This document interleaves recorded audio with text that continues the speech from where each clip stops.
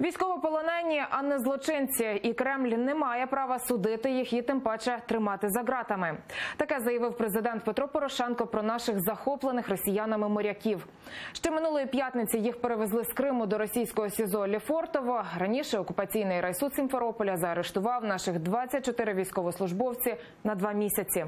Аби підтримати полонених хлопців, небайдужі кримські татари повезли аж до Москви зібрану на окупованому півострові допомогу. Про все докладніше наша Тетяна Сулій.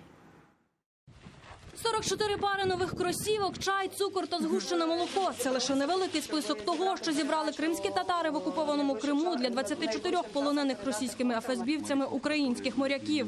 Минулого тижня так званий Київський районний суд Сімферополя засудив їх усіх на 2 місяці арешту, звинувативши у нібито незаконному перетині російського кордону. Просто із зали суду моряків переводять до Сімферопольського СІЗО, а вже в п'ятницю вивозять в московське Лефортово якомога далі від людей, яким не байдуже їхня доля.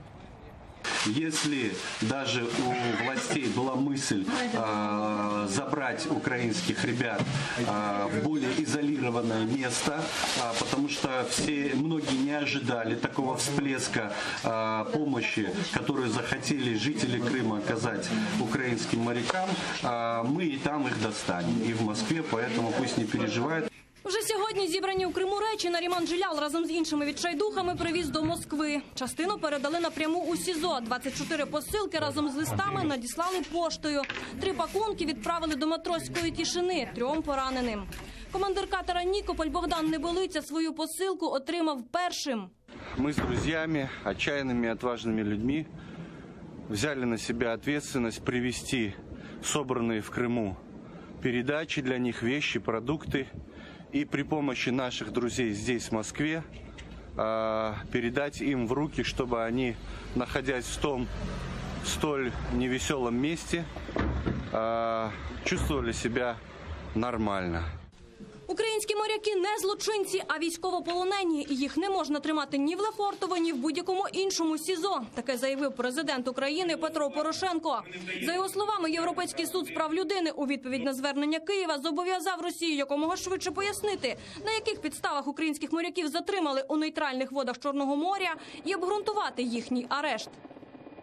Цю інформацію, відповідно до рішення суду, Російська Федерація за зверненням України має надати сьогодні. І ми сподіваємося, що це відбудеться і беззаконня, яке коїться по відношенню до наших моряків, нарешті буде припинено.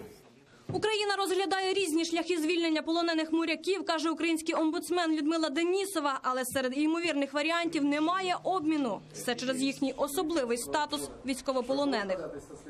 Є Женевська конвенція, про військовополонених, до якої Україна приєдналася і ратифікувала її, і вона діє з 1955 року.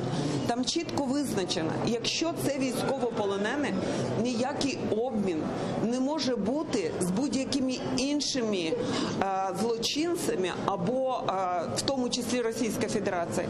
На заклики міжнародної спільноти Росія традиційно мовчить, і навіть побачення із полоненими українськими моряками – це проблема навіть для адвоката. Сегодня я подаю несколько заявлений и ходатайств как руководству следственного изолятора, так и пытаюсь найти следователя, который непосредственно будет вести это дело и который может выдать разрешение на посещение моего подзащитного Дениса Пересенко. Звично занепокоєний світ після нападу на українські кораблі в Азовському морі відверто заявляє, дії Росії – це військова агресія. І разом з офіційним Києвом вимагає звільнити полонених моряків і повернути захоплені кораблі. Тетяна Сулій, Заман, АТР.